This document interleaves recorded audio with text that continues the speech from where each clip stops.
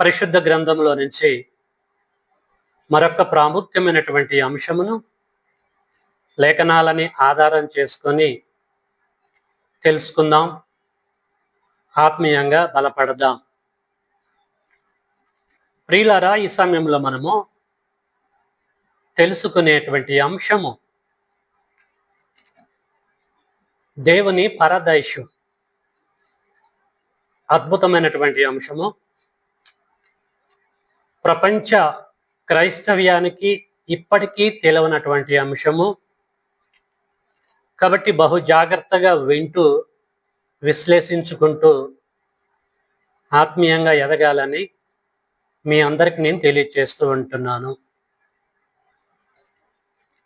Okay, మీ దగ్గర ఉన్నటువంటి బైబిల్ని ఓపెన్ చేయండి.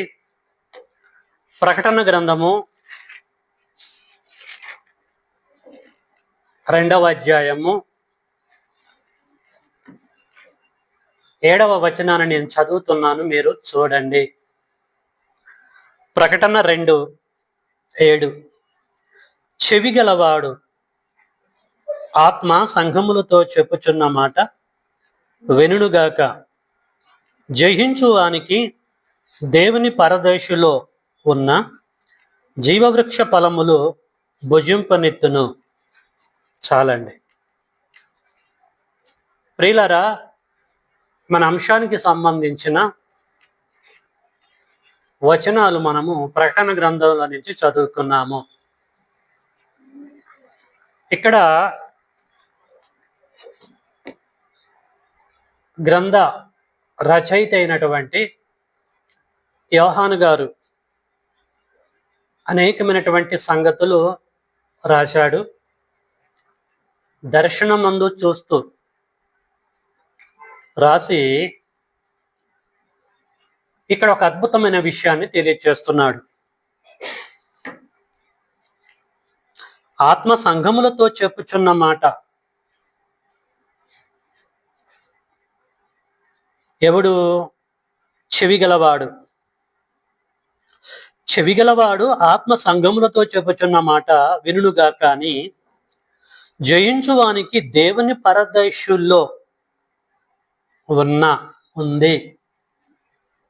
అంటే ఈ ప్రకటన గ్రంథం రాస్తున్న టయానికి దేవునికి ఒక పరదేశు ఉందని, ఆ పరదేశులో ఉంది జీవవృక్ష ఫలం అని చెట్టని తెలియచేస్తున్నాడు.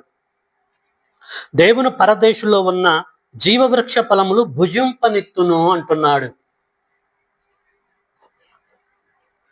ప్రియులారా, ఇక్కడ పరదైషు అనేటువంటి ఒక బిట్టు కనపడుతుంది.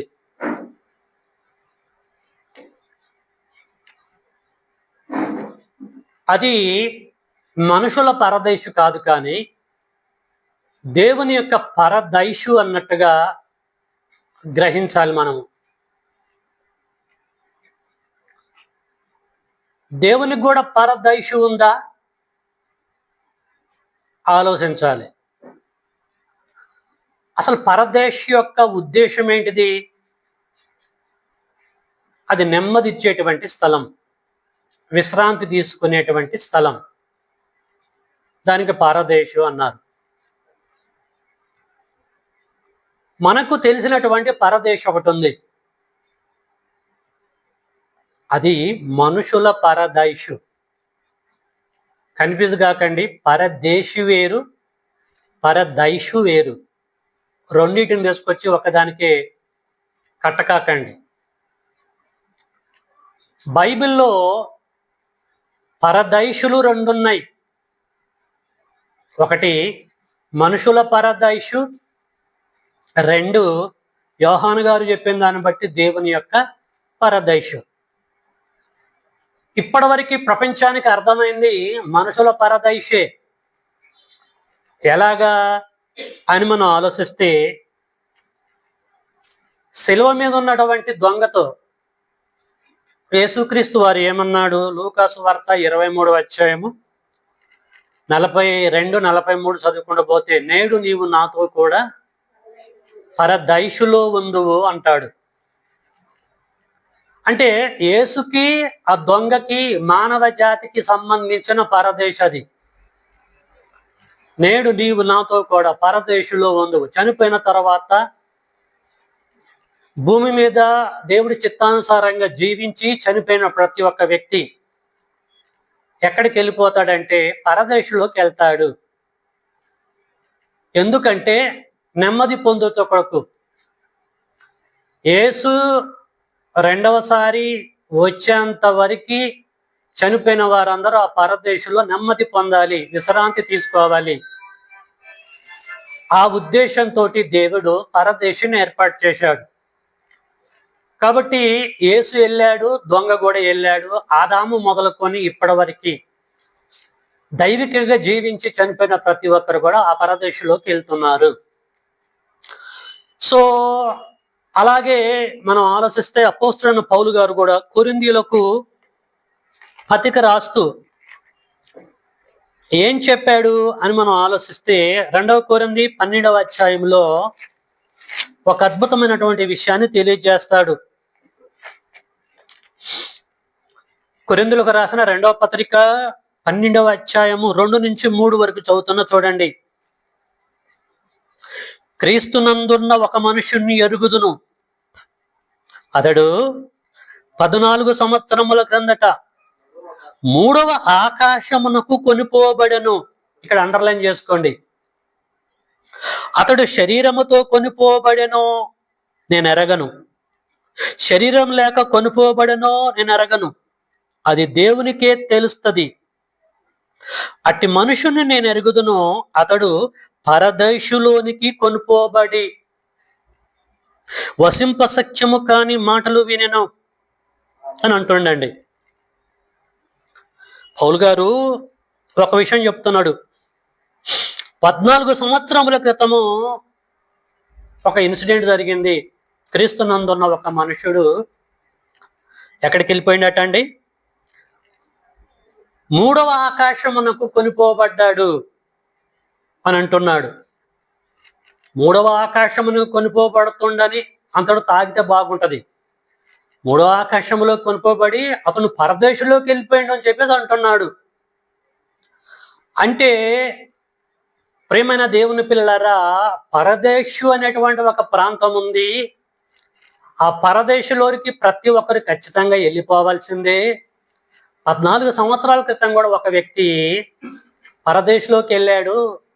దానికంటే ముందు 3వ ఆకాశం అన్నాడు, ఆ తర్వాత పరదేశం అన్నాడు. అంటే దీన్ని బట్టి మనకి ఏం అర్థమైందంటే 3వ ఆకాశంలోనే పరదేశి అనేటువంటి ఒక ప్రాంతం ఉంది అన్నట్టుగా మనకి అర్థమవుతూ ఉంటుంది. మొదటి ఆకాశంలో పరమ తండ్రి, కోట్ల కొలది దేవదూతలు. 2వ ఆకాశంలో భూమి, ఈ గ్రహాలు, నక్షత్రాలు, మానవ జాతి ఉన్నారు. తర్వాత 3వ ఆకాశం ఉన్నది, అదే పాతాళ లోకము. పాతాళ లోకానికి మరొక పేరు 3వ ఆకాశము. అదే మృతుల లోకం అని కూడా గ్రంథం చెప్పింది. ఈ 3వ ఆకాశంలో ప్రియులరా 3 భాగాలు ఉన్నాయి. ఒక భాగం ఏంటంటే మండుచున్న అగ్నిగుండము. ఆ తర్వాత 2వ భాగము పరదేశి. ఆ పరదేశికి అగ్నిగుండానికి మధ్యలో అగాధం అనేది ఉంది. ఈ అగాధంలోకి ఎవరు వెళ్తారు ఏంటి అనే సంగతి మీకు నేను చెప్పడం జరిగింది. కాబట్టి 3వ ఆకాశంలో ఒక భాగము పరదేశి. పరదేశిని పరమ తండ్రి ఎందుకు ఏర్పాటు చేశాడంటే యేసుక్రీస్తు వారు వచ్చేంతవరకు చనిపోయిన ప్రతి ఒక్కరు కూడా అక్కడ విశ్రాంతి తీసుకోవాలి, నెమ్మది పొందేటువంటి స్థలము. ఇది పరిస్థితి. కాబట్టి చనిపోయిన ప్రతి ఒక్కరు కూడా 3వ ఆకాశంలోకి వెళ్తున్నారు. 3వ ఆకాశం ఎక్కడ ఉంది అంటే భూమి కింద ఉంది. సామెతల గ్రంథం 15వ అధ్యాయము 24 మీరు చదివితే, క్రింద ఉన్న పాతాళమును తప్పించుకొనవలనని బుద్ధిమంతుడు పరమునకు పోయే జీవ మార్గాన్ని గురించి ఆలోచిస్తాడు అని అంటాడు జ్ఞాని అయిన సొలొమోన్. క్రింద ఉంది పాతాళం, 3వ ఆకాశం, మృతుల లోకం లేదు పరదేశి. కింద అంటే ఏ క్రింద అంటే భూమి క్రింద. పైన మన తల పైన మొదటి ఆకాశం ఉంది. మనం ఉండేదేమో 2వ ఆకాశంలో. ఆ తర్వాత భూమి కింద ఉన్న 3వ ఆకాశంలో ప్రియులరా పరదేశం ఉంది. పరదేశులో దేవుడి యందు భయభక్తులు కలిగి జీవించి చనిపోయిన వారందరూ కూడా నెమ్మది విశ్రాంతి పొందుతూ ఉంటున్నారు. అది ఆ పరదేశు మన పరదేశది, దేవుని పరదేశు కాదు అది. ఓకేనా? అది మనుషుల పరదేశు కానీ దేవుని పరదేశు కాదు. మనుషులు నెమ్మది విశ్రాంతి పొందే స్థలం కానీ దేవుడు నెమ్మది పొందే స్థలం కాదు. ఇక్కడ వరకు బాగానే ఉంది. చిక్కంతా ఎక్కడుంది? సమస్య అంతా ఎక్కడుంది? ప్రకటన గ్రంథము 2వ అధ్యాయము 7లో యోహాను గారు మరొక పరదేశం గురించి పరిచయం చేస్తున్నాడు. 2:7 చెవి గలవాడు ఆత్మ సంగములతో చెప్పుచున్న మాట వెరునుగాక, జయించేవానికి దేవుని పరదేశులో ఉన్న జీవవృక్ష ఫలములు భుజింపనిత్తును అని అంటున్నాడు. కాబట్టి ఇక్కడ దేవుని పరదేశ్ అనే దాని గురించి కూడా చెప్తున్నాడు. మనుషుల పరదేశు కాదు, దేవుని పరదేశులో ఉంది జీవవృక్ష ఫలములు. జయించే ప్రతి వానికి జీవవృక్ష ఫలములు భుజింపనిత్తను అని అంటున్నాడు. ఏదేని వనములో ఉన్నటువంటి జీవవృక్షము అక్కడ ఫిజికల్ గా భౌతికంగా ఇప్పుడు లేదు. అక్కడి నుంచి అది ట్రాన్స్ఫర్ అయిపోయి దేవుని పరదేశులో ఉందట. అయితే జీవవృక్షము యొక్క ఫలముల యొక్క ఉద్దేశం ఏంటి? ఇప్పుడు దీని గురించి మనం ఆలోచించటానికి మనకి ఎందుకు దాని గురించి మనం తెలుసుకోవాలి? మనము జీవవృక్ష ఫలములు ఎవరైతే తింటారో వారు నిత్యము జీవిస్తారు, భూమి మీద జీవిస్తారు, చనిపోయిన తర్వాత పరదేశుకెళ్ళి అక్కడ జీవిస్తారు, యేసు 2వ రాకడలో యేసును వెంబడిస్తూ పరలోకంకి వెళ్ళి పరలోకంలో కూడా జీవిస్తారు. అంటే యుగ యుగాలు జీవించే అవకాశం ఉంటది జీవవృక్షపు యొక్క ఫలములు తింటే, వాటిని భుజిస్తే. కాబట్టి ప్రియులారా, ఇప్పుడు మనకి ఇది అవసరం అంటారా వద్దంటారా? అవసరం. జీవవృక్ష ఫలాలు ఖచ్చితంగా మనం భుజించాలి. భుజించాలంటే ఎక్కడికి వెళ్ళాలి? మనము జీవవృక్ష ఫలము దగ్గరికి వెళ్ళాలి, చెట్టు దగ్గరికి వెళ్ళాలి. చెట్టు ఎక్కడుందాడు? ఇప్పుడు ఏదేనులో లేదు, దేవుని పరదేశులో ఉంది. దేవుని పరదేశు ఎక్కడుందో కనుగొని అక్కడికి మనం వెళ్ళి ఆ జీవవృక్షపు ఫలాలను మనం భుజిస్తేనే నిత్యము జీవిస్తాము. కాబట్టి నిత్యము జీవించాలంటే దేవుని పరదేశు ఎక్కడుందో కనుగొనాలి, ఆ పరదేశంలో ఉన్న చెట్టు దగ్గరికి వెళ్ళి చెట్టు యొక్క ఫలాలు భుజించాలి. కాబట్టి దేవుని పరదేశు వేరే ఉంది, మనుషుల పరదేశు వేరే ఉంది. మనుషుల పరదేశంలోకి వెళ్ళి జీవవృక్ష ఫలాలు తింటానంటే కుదరదు. దేవుడు పరదేశంలోనికి మనం వెళ్ళాలి, వృక్షపు యొక్క పళ్ళు తినాలి. మరి ఇది ఎక్కడుంది? దేవుని పరదేశు ఎక్కడుంది? పరదేశ్ అంటే మీకేం చెప్పాను? నెమ్మది పొందే స్థలము, విశ్రాంతి తీసుకునే స్థలం అన్నా. దేవుడికి విశ్రాంతి ఏం అవసరము? దేవుని పరదేశి ఒకటి ఉంటే ఆయనకి విశ్రాంతి ఏంటిది? ఆయనకి నెమ్మది ఏంటిది? పరదేశి అంటే నెమ్మది ఇచ్చే స్థలము. ఇప్పుడు ఆయనకు ఒకటి ఉంది, ఆయనకేంటి నెమ్మది? ప్రజెంట్ గా దేవుడు ఎక్కడున్నాడు? పరలోకంలో ఉన్నాడు కదా. పరలోకంలో ఉన్నాడా లేడా? మత్తయి సువార్త 6వ అధ్యాయము 9లో యేసు శిష్యులకు ఏం ప్రార్థన నేర్పుతాడు? పరలోకమందున్న మా తండ్రి. అంటే దేవుడు పరలోకంలో ఉన్నాడు. దేవుడు పరలోకంలో ఉండటం కరెక్ట్ అయినప్పుడు పరలోకంలో విశ్రాంతి ఉందిగా, నెమ్మది ఉందిగా, ప్రశాంతత వాతావరణమేం కదా. మళ్ళీ దేవుడు పరదేశ్ అంటున్నాడు ఏంటిది? దేవుని పరదేశ్ అంటే పరలోకమా? ఏమండి? దేవుని పరదేశులో జీవవృక్షం ఉందంటే దేవుని పరదేశి పరలోకం అందామా, అనుకుందామా? లేక ఏదేను వనం అని అనుకుందామా? ఏదేను వనం లేదు ఇప్పుడు. మరి దేవుడికి పరదేశం ఉందట. ఆల్రెడీ ఆయన పరలోకంలో ఉన్నాడు, నెమ్మది పొందుతున్నాడు, విశ్రాంతి తీసుకుంటున్నాడు. మళ్ళీ దేవుని పరదేశ ఏంటిది? ప్రతి ఒక్కరమైనటువంటి మనము చాలా జాగ్రత్తగా ఆలోచించాలి. ఇంత పరిశీలన, ఇంత పరిశోధన బయట సేవకులకు లేదండి. ఆలోచించరు, గ్రహించరు విషయాలు. కాబట్టి ప్రియులారా, ఇప్పుడు జీవవృక్షపు యొక్క ఫలాలు మనం తిని నిత్యము జీవించాలంటే దేవుని పరదేశ ఎక్కడుందో ఖచ్చితంగా మనం అన్వేషించవలసిందే. ఓకేనా? అన్వేషిద్దామంటారా, వదిలేద్దామంటారా? అన్వేషించాలి. దేవుడి బిడ్డలు అన్వేషించాలి.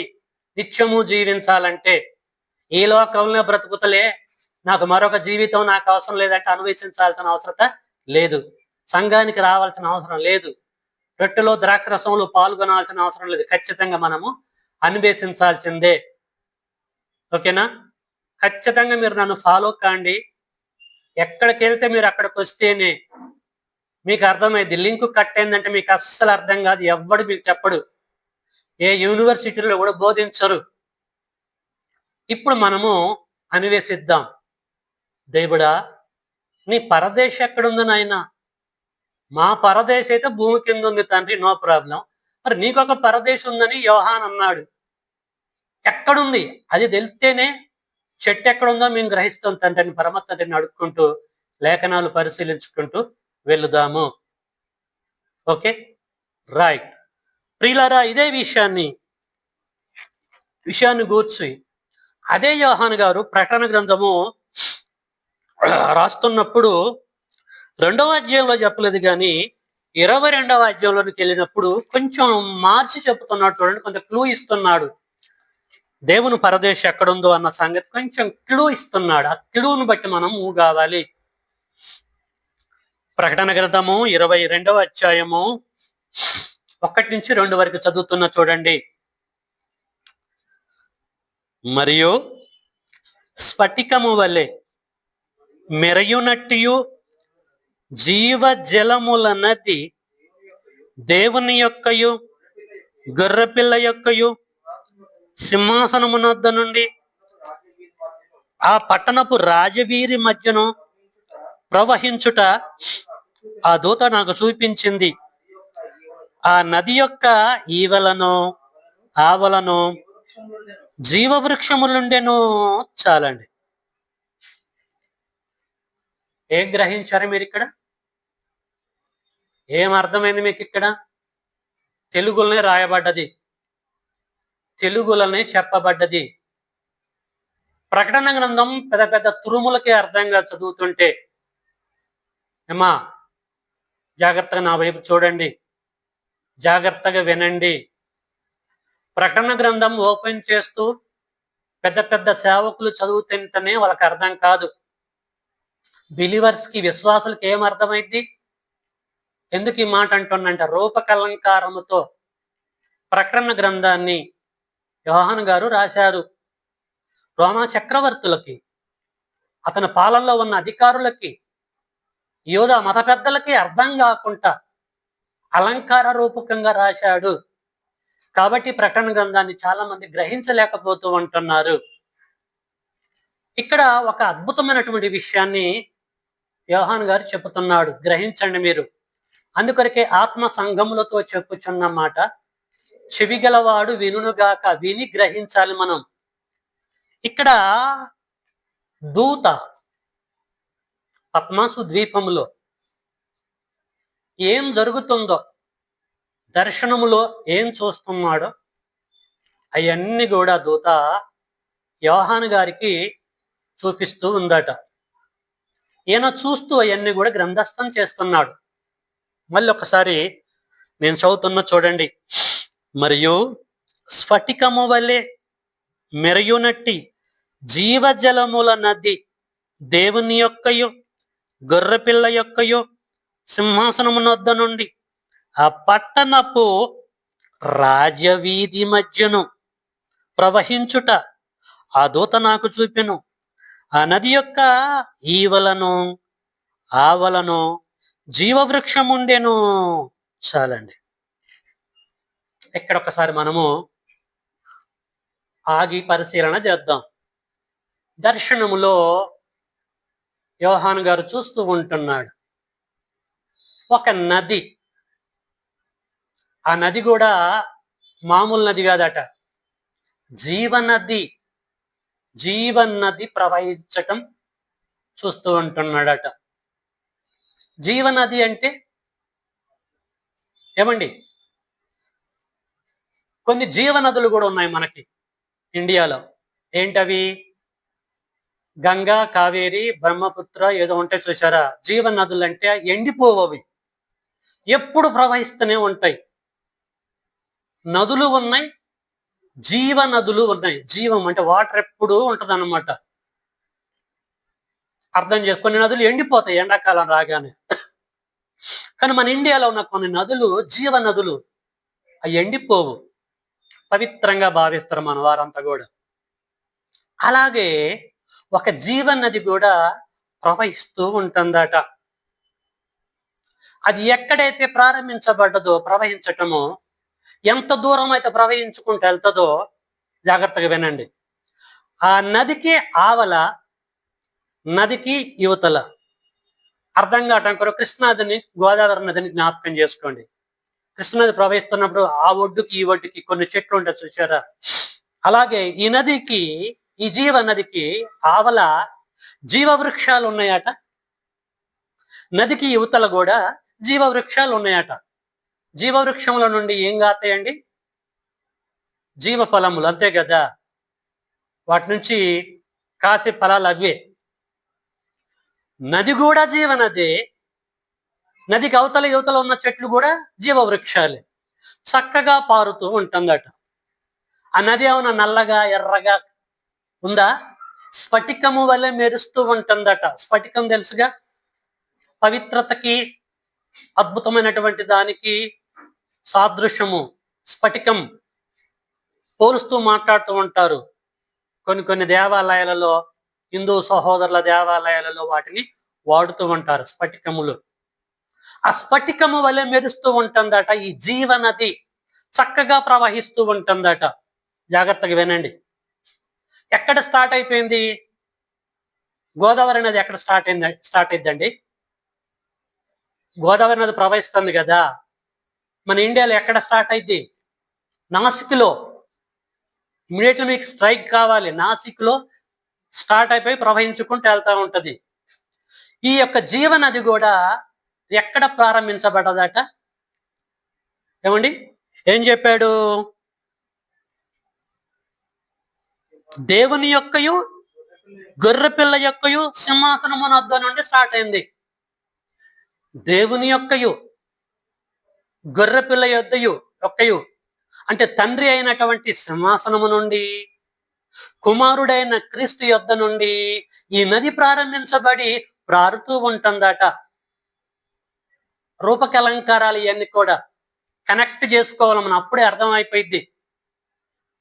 దేవుని సింహాసనము దగ్గర నుండి, క్రీస్తు సింహాసనం దగ్గర నుంచి ఈ జీవనది ప్రారంభించబడి వెళ్తూ వెళ్తూ ప్రారుకుంటూ పోతూ ఉంటుందట. ఈ నది ఎక్కడెక్కడికి వెళ్తూ ఏ ప్రాంతాన్ని టచ్ చేసుకుంటూ వెళ్తూ ఉంటుందట? ఏం చెప్పిండండి? ఆ పట్టణపు రాజవీధి మధ్యన ప్రవహిస్తున్నది.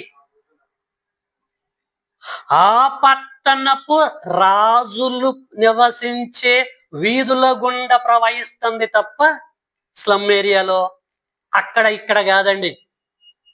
జాగ్రత్తగా అర్థం చేసుకోవాలి. ఈ నది ఆ పట్టణంలోకి ఎంటర్ అయిపోయి రాజులు నివసించే రాజవీధి గుండా, రాజుల మార్గము గుండా ప్రయాణం చేసుకుంటూ వెళ్తూ ఉంటుందట. దేవుని పిల్లలారా, ఏంటిది? ఏమి గ్రహించాం మనము? కూర్చో ఏమటే. ఏం గ్రహించాం మనము? ఎక్కడి నుంచి ఎక్కడికి వచ్చాం మనము? ఎక్కడి నుంచి ఎక్కడికి వచ్చాం మనము? ఏమండి, అర్థమవుతుందా? దేవుని పరదేశి ఎక్కడ మైండ్లో పెట్టుకొని పరిశీలన చేస్తున్నాము. అర్థం కావటం లేదు. పరిశీలించుకుంటూ వస్తున్నాం. ఇక్కడికి వచ్చేసరికి జీవనది కనపడ్డది. నదికి అవతల యువతల జీవవృక్షాలు కనపడ్డాయి. ఒక పట్టణం కనపడ్డది, రాజవీధి కనపడ్డది, దేవుడి సింహాసనము, క్రీస్తు సింహాసనం కనపడ్డది. మరి దేవుడు పరదేశం ఎక్కడా? ఎలాగ అర్థం చేసుకోవాలి ఇది అని మనం ఆలోచిస్తే ప్రియులారా, దేవుని పరదేశి ఎక్కడా అని అంటే జీవ వృక్షాలు, జీవ నది ఎక్కడైతే ఉంటదో అక్కడే దేవుడి యొక్క పరదేశు ఉంటది అని చెప్పేసి మనము అర్థం చేసుకోవాలి. జీవ వృక్షములు ఉన్న చోటే, జీవ నది ఉన్న చోటే దేవుని యొక్క పరదేశి అన్నట్టుగా మనము గ్రహించాలి. ప్రతి ఒక్క దానికి ఆన్సర్ చెప్పుకుంటూ ముందుకెళ్తా. రైట్. 22లో ఇలాగ చెప్తే 21కి వచ్చేసరికి ఏం చెప్తున్నాడో అదే యోహాను గారు ఏం చూసి రాస్తున్నాడో అక్కడ కూడా మనం వెళ్ళి పరిశీలన చేద్దాం. ప్రకటన గ్రంథం 21వ అధ్యాయము. ప్రకటన 21, 1 నుంచి 2 వరకు. అంతట నేను కొత్త ఆకాశమును కొత్త భూమిని చూసి తిని, మొదటి ఆకాశమును మొదటి భూమియు గతించిపోయింది, సముద్రం ఇంకా లేదు. మరియు అండర్లైన్ చేసుకోండి. మరియు నేను నూతనమైన యెరూషలేము అను ఆ పరిశుద్ధ పట్టణము తన భర్త కొరకు అలంకరింపబడిన పెండ్లి కుమార్తె వలె సిద్ధపడి పరలోకమందున్న దేవుని యొద్ద నుండి దిగి వచ్చుట చూసి తిని. 1, 2 నేను చూసిన, చాలా చూశాను దర్శనంలో. చూసిన దాన్ని చూసినట్టుగా నేను గ్రంథస్థం చేస్తున్నానని చెప్పేసి అంటున్నాడు. ఇక్కడ ఏం చూసిండట? అక్కడ నది గురించి చెప్పాడు, పట్టణాన్ని గురించి చెప్పాడు, జీవ వృక్షాలను గురించి చెప్పాడు, దేవుని సింహాసనము క్రీస్తు అంటే గొర్రెపిల్ల సింహాసనం గురించి చెప్పాడు. మనకు అర్థం కాలే. ఇక్కడికి వచ్చేసరికి మరొక కొత్త ఇన్ఫర్మేషన్ చెప్తున్నాడు. ఏందట? మరియు నేను నూతనమైన యెరూషలేము అన పరిశుద్ధ పట్టణము తన భర్త కొరకు అలంకరింపబడిన పెళ్లి కుమార్తె వలె సిద్ధపడి పరలోకమందున్న దేవుని యొద్ద నుండి దిగి వచ్చుట చూసి తిని అని అంటున్నాడు.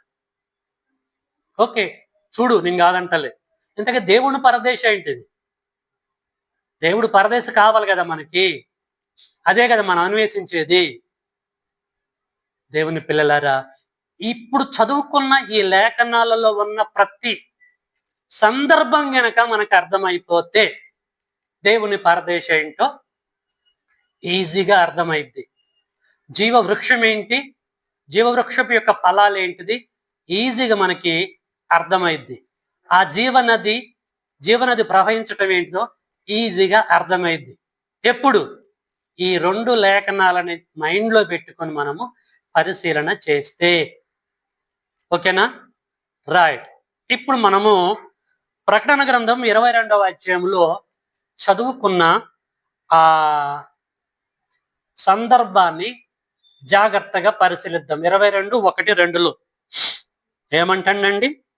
మరియు స్ఫటికము వలె మెరియునట్టి జీవజలముల నది అంటున్నాడు. జీవజలముల నది ప్రవహిస్తుందట, చూస్తున్నాడట. జీవజలముల నది అంటే ఏంటిది? ఇది ఫిజికల్ నది గురించి చెప్తున్నాడా? దేని గురించి చెప్తున్నాడు? తండ్రి సింహాసనం కానుంచి కుమారుడు సింహాసనం కానుంచి జీవజలముల నది ప్రవహిస్తూ ఉంటుందట, ప్రవహించుకుంటూ పోందట. జీవజలముల నది ఏంటి నది? ఈ జీవజలముల నదికి బైబిలు చెప్పిన నిర్వచనం ఏంటిది? అక్షరార్థంగా అర్థం చేసుకుంటే జీవజలాల నదులే అనుకుంటాం, గంగా, కావేరి, బ్రహ్మపుత్రే అనుకుంటాం. ఇక్కడ జీవజలముల నది ఏంటి? జీవజలములు అంటే ఏంటి?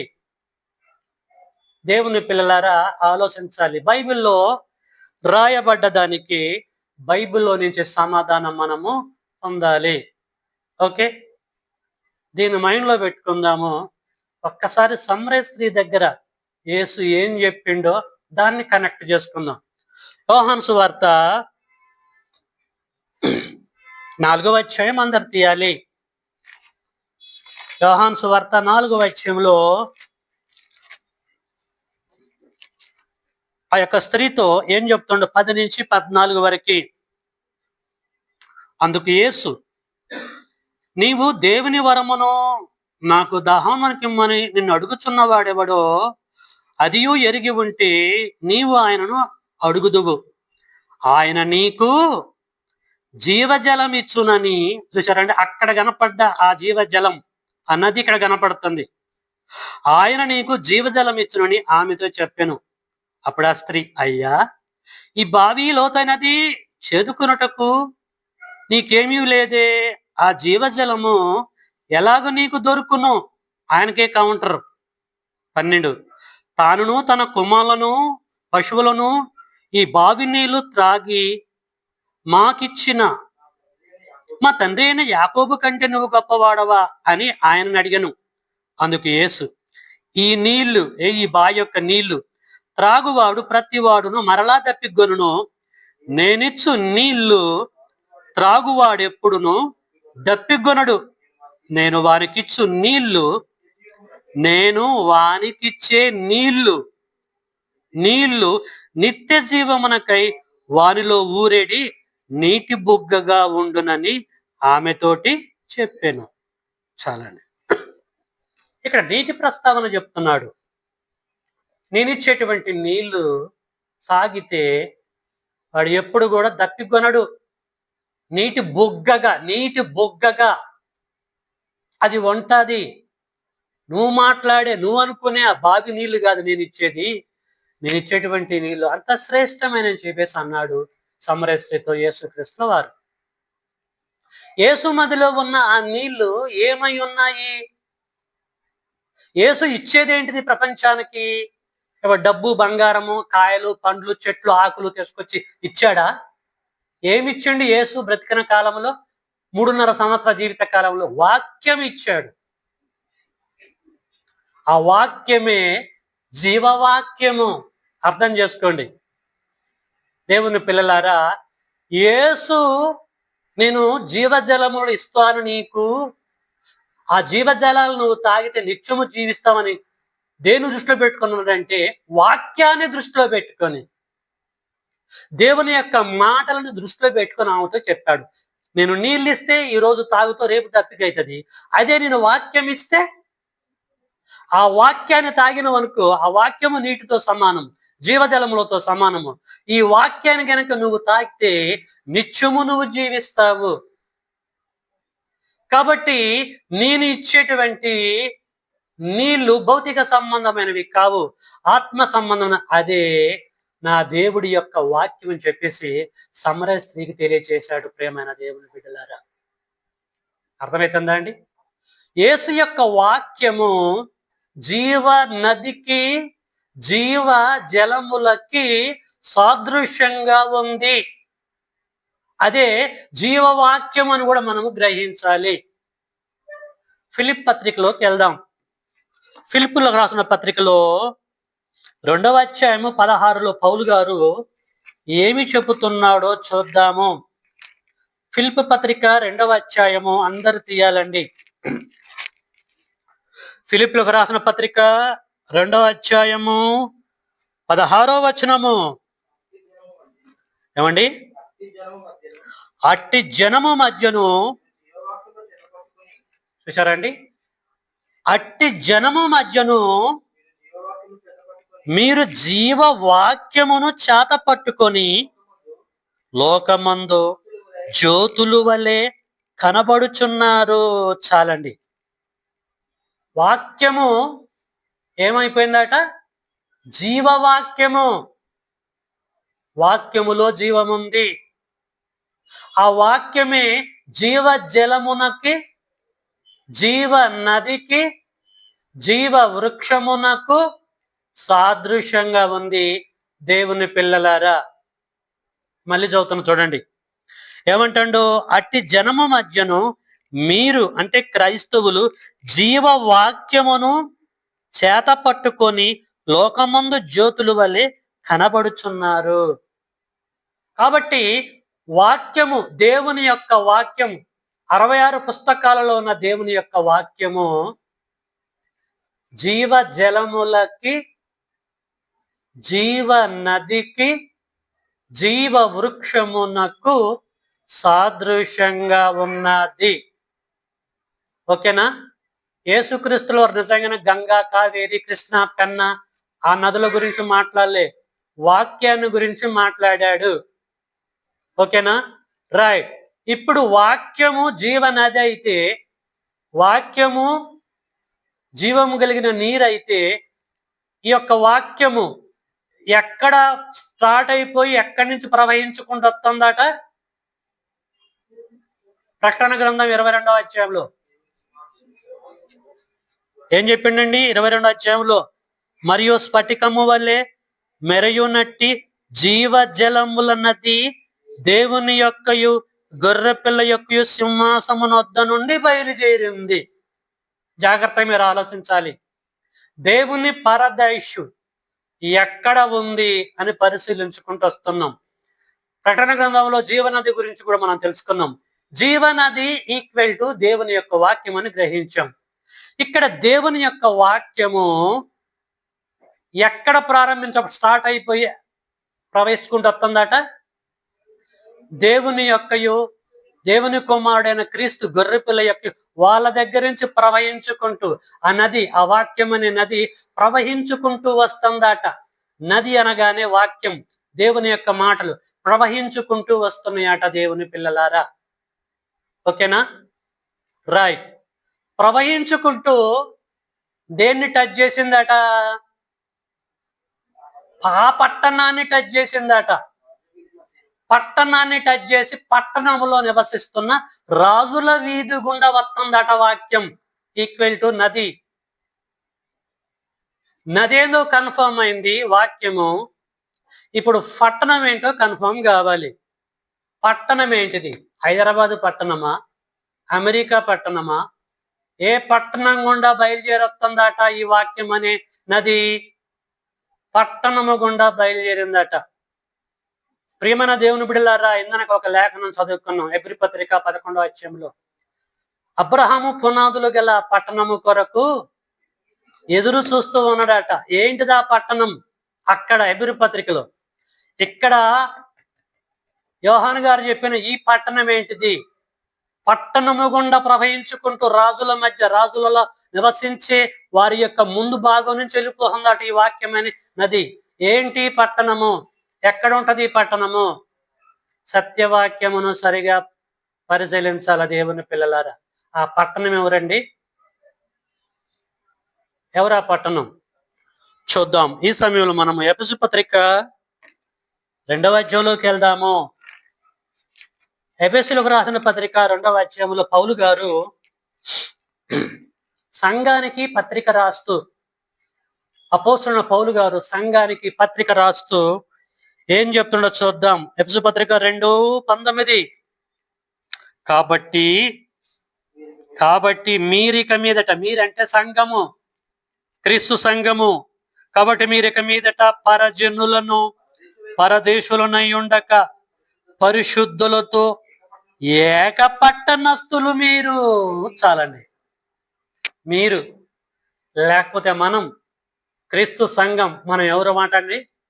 దేవుని యొక్క పట్టణ మాట. అర్థం చేసుకోండి. ఇంత డెప్త్గా పరిశీలించి చెప్పినటువంటి వాడు ఎవడు ఉండడండి. క్రీస్తు సంఘమే అంటే మనమే. ఏమండి? మనమే దేవుని యొక్క పట్టణము. మనము దేవుని పట్టణం అయితే మనము ఎవరు అని చెప్పేసి పేతురు గారు అన్నారు. 1 పేతురు 2:9లో మీరు రాజులు అని చెప్పేసి అన్నాడండి. 1 పేతురు 2:9 చదవండి.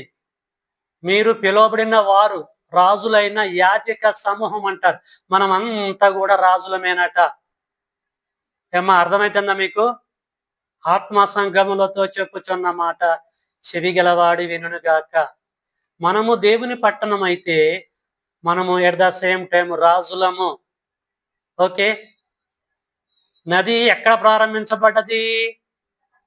దేవుని సింహాసనం కానించి, క్రీస్తు సింహాసనం కానించి నది ప్రారంభించబడ్డది. ఆ నది ఎవరని చెప్పేసి అన్నా వాక్యం. దేవుని పిల్లలారా, వాక్యము దేవుడి దగ్గర నుంచి, క్రీస్తు దగ్గర నుంచి బయలుదేరి దేవుని పట్టణమైన మన దగ్గరకు వచ్చి రాజులైన మన మధ్య గుండా వెళ్ళిపోతూ ఉంటుంది. అంటే మన మధ్య నుంచి జీవనది పోతుంది. ఎప్పుడన్నా మీరు ఆలోచించారా? మన మధ్యలో గుండా మనల్ని తడుపుకుంటూ, మనల్ని పచ్చగా ఉంచుకుంటూ ఆ జీవనది వెళ్ళిపోతూ ఉంటుంది. జీవనది ఎవరు? యేసు. జీవజలాలు ఎవరు? యేసు. జీవవృక్షం ఎవరు? యేసు. పట్టణం ఎవరు? మనము. పట్టణాన్ని తడుపుకుంటూ ప్రతి ఆదివారము, ప్రతి బుధవారము, రాబోయే లెక్చర్షిప్ లో కూడా ఈ నది తడుపుకుంటూ మనల్ని వెళ్తుంది. అర్థమవుతుందా? ఎంత డెప్త్ ఉందండి ఇది, దేవుని పిల్లలారా. కాబట్టి దేవుని యొక్క పరదేశి ఏది అని గ్రహించాలి మనం ఇక్కడ? పరలోకమా? ఏదేను వనమా? మనుషుల పరదేశ? లేకపోతే సంగమా? అది చూచారండి, ఆన్సర్ మీరే చెప్పారు. సంగమే దేవుని యొక్క పరదేశి. మరి దేవుని పరదేశిలో ఏముందని చెప్పేసి అన్నాడు యోహాను గారు? జీవవృక్షం. జీవవృక్షం ఉందా లేదా? ఇక్కడ ప్రవహిస్తుందా లేదా? కాయలు భుజిస్తున్నామా లేదా? ఈరోజు మనము ఆరాధనకు రావద్దని సాతాను గాడు మనల్ని ప్రేరేపించాడు. వాడిని అక్కడ జయించి వచ్చినవా రాలేదా? జయించిన వానికి ఏం తినిపిస్తానన్నాడు? జీవవృక్ష ఫలాలు తింటనరా? మీరు తింటలేదా? ఇదండి ఆత్మ సంబంధమైన సంగతులు. ఆత్మ సంబంధమైన సంగతులతోటి చరిచూడాలి. దేవుని పిల్లలారు జాగ్రత్తగా ఆలోచించండి. ఈ నది గురించి, ఈ వాక్యాన్ని గురించి క్రీస్తు పుట్టటానికి ముందే, యోహాను గారు చెప్పటానికి ముందే కీర్తన గ్రంథంలో ఏం రికార్డ్ చేయబడ్డదో ఒక్కసారి ప్రియులారా మనము అక్కడికి వెళ్దామండి. కీర్తనల గ్రంథము 46వ అధ్యాయంలోనికి వెళ్దాము. కీర్తనల గ్రంథము 46 అందరు తీయాలి. అక్కడ భక్తుడు ఏం చెప్తున్నాడో చూద్దాం. 46:4. కీర్తన గ్రంథము 46:4. ఒక్క నది కలదు. ఒక్క నది, అది గంగా, కావేరి, బ్రహ్మపుత్ర, ఈ వీటి గురించి కాదు. ఒక నది కలదు, దాని కాలువలు దేవుని పట్టణమును. చూసారండి, భవిష్యత్తరికి మన గురించి చెప్తున్నాడు. దేవుని పట్టణమును, సర్వోన్నతుని మందిరపు పరిశుద్ధ స్థలమును సంతోషపరుచుచున్నది. ఇలా చాలా మీనింగ్ ఉందండి, అర్థం చేసుకోండి. ఒక నది కలదు. నది ఈక్వల్ టు యేసుక్రీస్తుల వారు. జీవజలాలు, నది అంటే జీవజలాలు.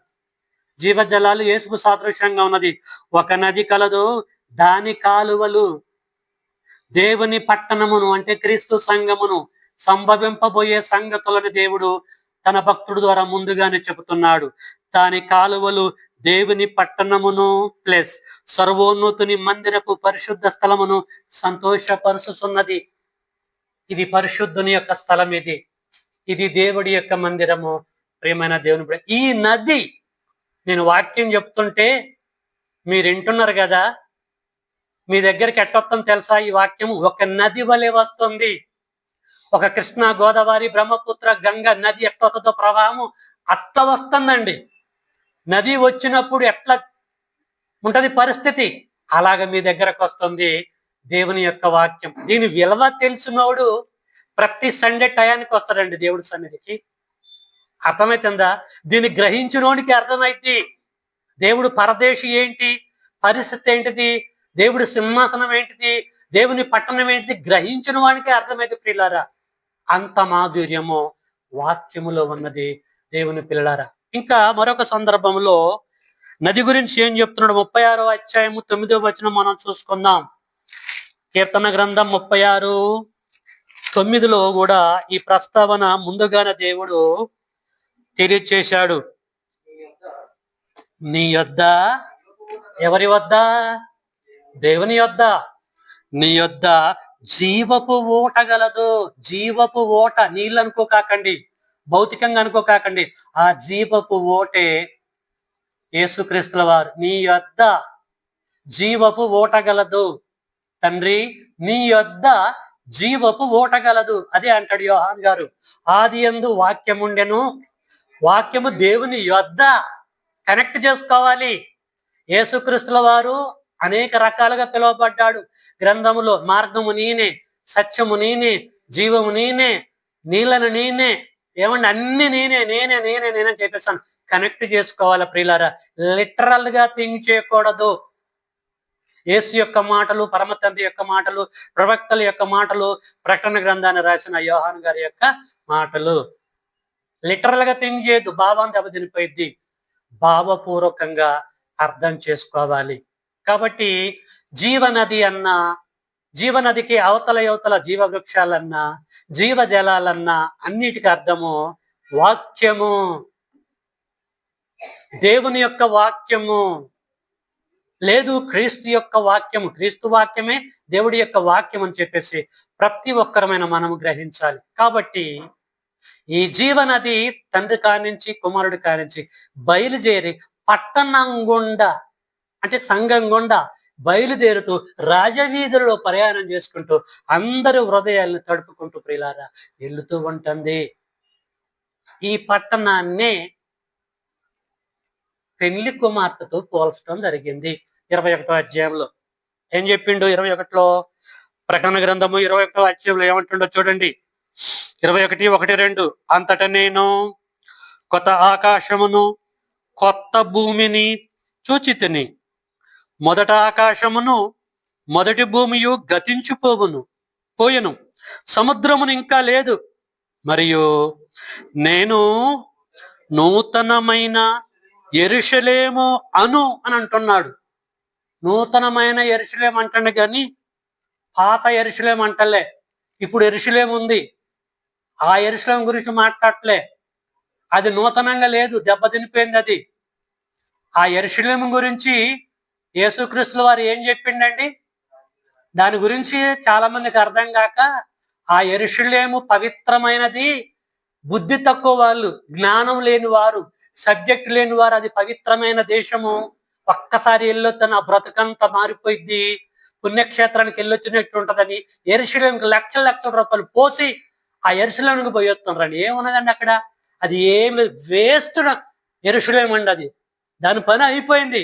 దాన్ని దేవుడు శపించి దాన్ని పక్కకు పెట్టేశాడు. కానీ మనోళ్ళు లక్షల రూపాయలు ఖర్చు పెట్టుకొని ఫ్లైట్ ప్రయాణం చేసి ఆ ప్రాంతాలు మొత్తం తిరిగి వచ్చి ఇక్కడ ఫంక్షన్లు చేసుకుని నేను ధన్యుడనని చెప్పేసి అనుకుంటారు. వాళ్ళంతా అన్యులు, వాళ్ళంతా వేస్ట్ ఫెలోస్ లేరని గ్రంథం చెప్తుంది.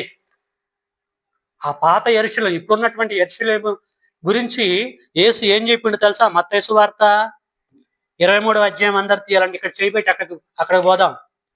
మత్తయి సువార్త 23వ అధ్యాయంలో దాని యొక్క భాగవతం, దాని బ్రతుకేంటో చెప్తున్నాడు. 23:32 23:32 23:32 మీరును మీ పితరుల పరిమాణపు పూర్తి చేయుడి. సర్పములారా, సర్ప సంతానమా. 37 కాను చదవండి నాన్న. యెరూషలేమా, యెరూషలేమా, ప్రవక్తలని చంపుచును, నీ యొద్దకు పంపబడిన వారిని రాళ్లతో కొట్టుచూ ఉండుదానా.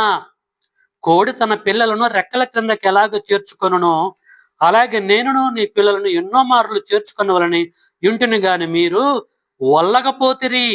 ఇదిగో మీ ఇల్లు మీకు విడవబడి ఉన్నది. చాలండి. ఇక్కడ యెరూషలేముని మెచ్చుకుంటాడా యేసుక్రీస్తుల వారు? ఏమంటాడు? యెరూషలేము మాట ప్రవక్తలను చంపిందాటండి. దేవుడి యొక్క ప్రవక్తలని చంపిన మర్డరిస్టులు ఉన్నారు ఈ ప్రస్తుతానికి ఉన్న యెరూషలేములో. ఏమనుకుంటారండి మీరు? దారుణమైనటువంటి ప్లేస్ అండి ఇప్పుడున్నటువంటి యెరూషలేము.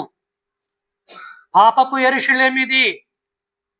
ఈ పాపపు యెరూషలేమునికి వెళ్తున్నారు, డబ్బులు వెయిట్ చేసుకుంటున్నారు, తిరిగి వస్తున్నారు. 10 రోజులు 15 రోజులు ట్రిప్ వేసుకొని వస్తున్నారు.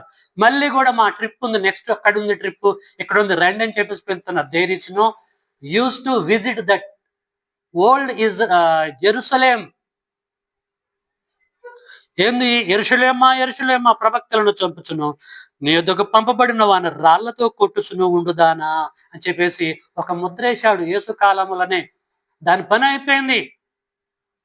సో ఇక్కడ ప్రకటన గ్రంథం 21వ అధ్యాయంలో ఏం చెప్తున్నాడు? 21 మొదటి వచనంలో, అంతటా నేను కొత్త ఆకాశమును క్రొత్త భూమిని సూచితిని. మొదట ఆకాశమును మొదటి భూమి గతించిపోవును, సముద్రం నింకలేదు. మరియు నేను నూతనమైన యెరూషలేము అను, నూతనమైన యెరూషలేము అంటున్నాడు. నూతనమైన యెరూషలేము అను ఆ పరిశుద్ధ పట్టణం. నూతనమైన యెరూషలేము ఏంటిది? ఆ పరిశుద్ధ పట్టణం ఏంటిది? మనమే. ఆ పరిశుద్ధ పట్టణం మనమే. మనమే నూతనమైన యెరూషలేము. అర్థమైందా మీకు? క్రీస్తు సంఘమే నూతనమైన యెరూషలేము. క్రీస్తు సంఘమే దేవుని యొక్క పరిశుద్ధమైన పట్టణం. కాబట్టి ప్రియమైన దేవుని బిడ్డలారా, ఈ పట్టణములో జీవనది ఉంది. ఈ పట్టణములో జీవనదికి అవతల జీవ వృక్షాలు ఉన్నాయి. ఆ జీవనది, ఆ జీవ వృక్షాలే యేసుక్రీస్తుల వారు. కాబట్టి జీవనది క్రీస్తు సంఘములో ప్రవహిస్తూ ఉంటుంది. జీవవాక్యముగా ప్రవహిస్తూ అనేకమైనటువంటి మనల్ని సేదతీరుస్తూ విశ్రాంతినిస్తూ ఉంటుంది. ప్రియమైన దేవుని బిడ్డలారా, అయితే ఆ నది ఎక్కడి నుంచి ప్రవహించుకుంటూ వచ్చిందని చెప్పేసి అన్నాడు? తండ్రి యొక్కయు కుమారుని యొక్కయు సింహాసనం కానించి. అంటే ఇప్పుడు క్రీస్తు సంఘంలో దేవుడి సింహాసనం ఉందా? ఉంది. ఈ క్రీస్తు సంఘంలో క్రీస్తు యొక్క సింహాసనం ఉందా? వాళ్ళే పరిపాలిస్తారు కదా. మీరు చూడకపోయి ఉండొచ్చు, కానీ ఆత్మ సంబంధంగా ఈ యొక్క సంఘంలో దేవుని సింహాసనం ఉంది, క్రీస్తు సింహాసనం ఉంది. ఈ సింహాసనం కానించి వాక్యం వెళ్తుంది. ఈ నది ప్రవహిస్తూ ఉంటుంది. ప్రేమన దేవుని బిడ్డలారా, దావీదు దేవునితో అంటాడు, మీకు ఇష్టమైతే మీకు ఒక ఇల్లు కట్టించాలి, మందిరం కట్టించాలని అడుగుతాడు. దేవుడేమి రిప్లై ఇస్తాడు? కట్టించు అంటాడా? నాకు కూడా విశ్రాంతి కావాలి, నాకు ఒక పరదేశి కావాలంటాడు. అయితే ఆకాశము నా సింహాసనము, భూమి నా పాదపీఠము, నాకు ఎలాంటి మందిరాన్ని మీరు కట్టిస్తారు? అసలు నా విశ్రాంతి స్థలము ఎక్కడ నువ్వు కట్టించే దాంట్లో కాదు నా విశ్రాంతి స్థలం. నాకు కూడా విశ్రాంతి కావాలి. నీకు పరదేశి ఉంటే నువ్వు నెమ్మది పొందుతూ ఉంటుంటే నాకు కూడా నెమ్మది కావాలిగా. నెమ్మది కావాలంటే నాకు కూడా పరదేశి కావాలిగా. నా విశ్రాంతి స్థలం ఎక్కడ అని సంఘాన్ని గురించి ఎప్పుడో చెప్పాడండి. కాబట్టి క్రీస్తు సంఘమే దేవుడి యొక్క విశ్రాంతి, దేవుడి యొక్క పరదేశి. అర్థం చేసుకోండి, క్రీస్తు సంఘమే దేవుని యొక్క పరదేశి. ప్రియులారా, ఈ పరదేశులో, దేవుడు పరదేశులో జీవవృక్షం ఉంది. ఆ జీవవృక్షమే వాక్యం ప్రవహిస్తూ ఉంటుంది, మనలందరినీ తృప్తిపరుస్తూ ఉంటుంది. ప్రియమైన దేవుని బిడ్డలారా, ఇప్పుడు మనం ఏం చేయాలి? దేవుడి యొక్క పరదేశంతో గ్రహించాం, తెలిసిపోయింది. దేవుడు పరదేశంతో తెలిసిపోయింది, సంఘమే దేవుడి యొక్క పరదేశి. ఇప్పుడు మనం ఏం చేయాలి? ఈ జీవవృక్షము దగ్గరికి వెళ్ళి జీవవృక్షం యొక్క ఫలాలు మనం తినాలంటే ఈ పరదేశులకు రావాలా వద్దా? వచ్చి ఈ చెట్టు యొక్క ఫలాలు తినాలా వద్దా? తినాలి. తినటం వల్ల మనకు లాభం ఏంటిది? యుగ యుగాలు మనము జీవించాలంటే ప్రియులారా, దేవుని పరదేశం ఏంటో తెలుసుకోవాలి. అప్పుడు అందులోకి ఎంటర్ కావాలి. ప్రతిసారి జీవవృక్షం యొక్క ఫలాలు మనము భుజించాలి. అప్పుడు మనం నిత్యము జీవిస్తాం. ఈ అద్భుతమైన కాన్సెప్ట్ చాలా మందికి తెలియక దేవుడి యొక్క పరదేశి పరలోకం కావచ్చు, దేవుడి యొక్క పరదేశి ఏదేనో అనం కావచ్చు, దేవుడి యొక్క పరదేశి మనుషుల పరదేశి కావచ్చు అని అపార్థం చేసుకొని మూవ్ అవుతూ ఉంటున్నారు. అంత తప్పు. దేవుని పరదేశి సంఘం, ఈ సంఘములో దేవుడు సింహాసనం వేసుకొని, క్రీస్తు సింహాసనం వేసుకొని కూర్చొని విశ్రాంతి పొందుతూ ఉంటున్నారు. అది మనకు తెలవదు ఆత్మ సంబంధంగా. వారి సింహాసనం దగ్గర నుంచి జీవవాక్యం వెళ్తుంది, నది ప్రవహిస్తూ ఉంటుంది. తాగినోడికి తాగినంత, అర్థమవుతుందా? ముందున్నోడు ఎక్కువ తాగుతాడు, మధ్యలోనోడు తక్కువ, వెనకొన్నోళ్ళకి ఇష్టం. తాగినోడికి తాగినంత జీవజలాలు పారుతూ ఉంటున్నాయి. ఇదండి దీని యొక్క భావం. గ్రహించండి ప్రియమైన దేవుని బిడ్డలారా. అనేక మంది నా సబ్స్క్రైబర్స్ కూడా, వాక్యం వింటున్న వారు కూడా జాగ్రత్తగా పరిశీలించండి, గ్రహించండి. ఈ జీవ వాక్యాన్ని జుర్రుకోవడానికి, తాగటానికి ప్రయత్నాలు చేయండి. అందుకరికి నేను జీవ జలములు ఇస్తానని చెప్పేసి యేసుక్రీస్తు వారు సమరస్థితో అన్నాడు. ఒక నది కలదని చెప్పేసి అంటున్నాడు మరి కీర్తనల గ్రంథంలో. కాబట్టి ప్రియులారా, పరిశీలించిన ఎన్ని లేఖనాలని బట్టి ఏమి గ్రహించాం, ఏమి తేడా తెల్లమని అంటే, దేవుని యొక్క పరదేశి ఎక్కడ అంటే, ఎక్కడ క్రీస్తు సంఘం ఉంటుందో అక్కడే దేవుడి యొక్క పరదేశి. ఆ క్రీస్తు సంఘములనే జీవ వృక్షం ఉంటది. ఆ జీవ వృక్షానికి జీవ ఫలాలు ఉంటాయి. ఓకే, ప్రతి ఒక్కరమైన మనము ఆ జీవ ఫలాలని, జీవవృక్షం యొక్క ఫలాలని భుజిస్తూ నిత్యము జీవిద్దాం, ఇక్కడ మన మృత్యు తర్వాత పరలోకంలో కూడా. దీనిపై మీకేమైనా ధర్మ సందేహములు ఉంటే మీరు అడగొచ్చు. ఏదేను వనంలో లేదు జీవవృక్షం, అది మాయమైపోయింది. దేవుడు పరదేశులు దేవుడు పెట్టాడు. క్రీస్తు సంఘంలో ఆ జీవవృక్షం అనేది ఉంది. Thank you for your attention. May God bless you all.